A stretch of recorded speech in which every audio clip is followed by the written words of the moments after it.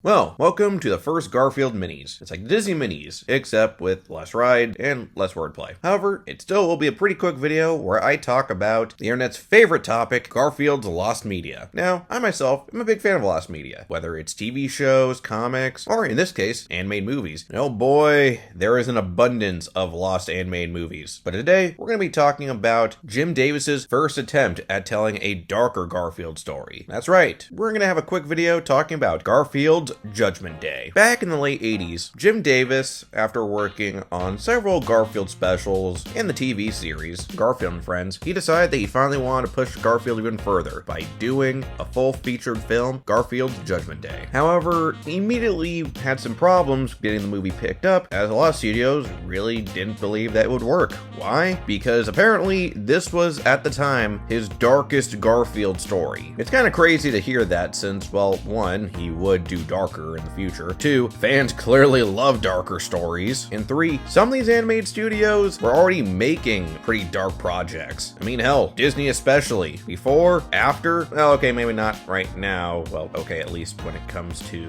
movies, TV, yeah, they still get pretty dark. Viz, the point. Oh, yeah, sorry. Anyway, it took some time to actually get the project greenlit, but eventually, after some time, Davis would actually start trying to fund the film on his own. Luckily, because Garfield was already a big success, he did have enough money to get some storyboards done, apparently got some animation done, record some lines, and even had a song written and performed by Lou Rawls and Desiree Gautier specifically for the film. Hell, he was so confident the film was going to get made that he even teased the film on a special called Happy Birthday Garfield. However, even though he did have a lot of money to at least get this far, he didn't have enough to go further. He did try to get other studios interested in picking up the project by doing some new drafts of the script, but unfortunately there just wasn't any takers. Damn, with so many people saying no, you gotta wonder, what was it about? Well, the story would already open on a pretty bizarre note, as Odie and Garfield are having this weird sense of dread that something bad was about to go down.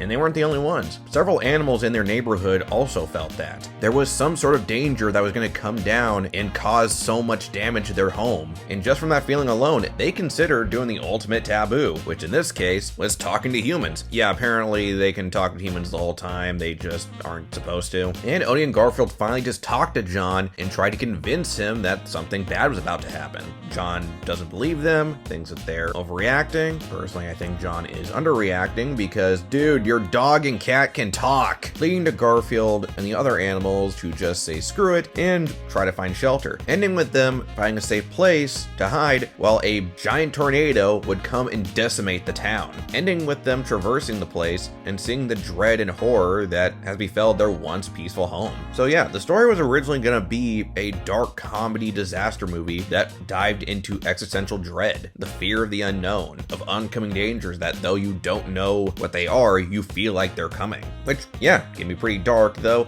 compared to the other stories that he wrote after, yeah, this is still pretty tame. Now, despite the fact that he never got the film greenlit, the story did get told in another form, in a picture book. Though, from what I've been told, the picture book, though pretty good, does still tone things down, and some people believe that it's actually based off of a different draft in the story and not the original draft. I'm not sure how true that is, but either way, it is interesting. It does show how far a writer will go to get his story told, regardless of what the studios will say. Still, it is a shame that we never got to see this as a full-length feature. I think it would have been really good, but really, that's just me. How about you guys? Do you guys believe that Garfield Judgment Day would have been a really fun movie and you wish that got made? Or do you think it was best left alone? Let me know in the comments. Thanks for watching, like, subscribe, and notification bell for updates, and follow me on Blue Sky. And see you on the next Garfield Minis.